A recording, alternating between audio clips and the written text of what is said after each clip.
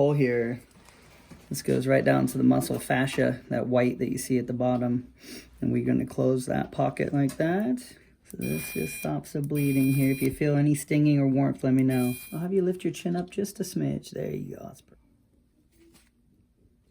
Almost there. Just the topical stitches and we'll be done. These are made of a sugar derivative that will dissolve over the next 6 to 8 weeks.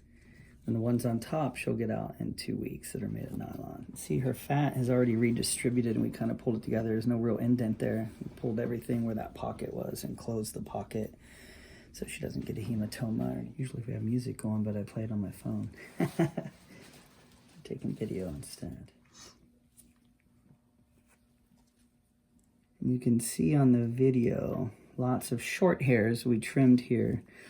A lot of people will say, well, why didn't you shave? And they did studies to show that when you shave, you excoriate the skin and there's a higher risk of infection.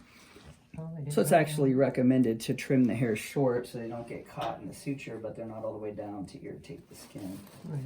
So that's why we trim and not shave.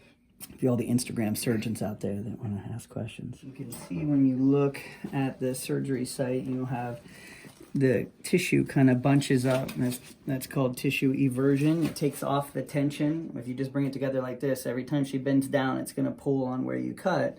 That can potentially heal and spread and make a wider scar. So when you evert it like this, all the tension is down here. When you take the stitches out, the skin falls flat with a very thin line, minimizing the scar. You'll barely be able to see within 6 months to a year. You can see there's no gaps, no dog ears. That's a good surgery right there. You're just under 5 centimeters, 6 sutures. Perfect. That's it.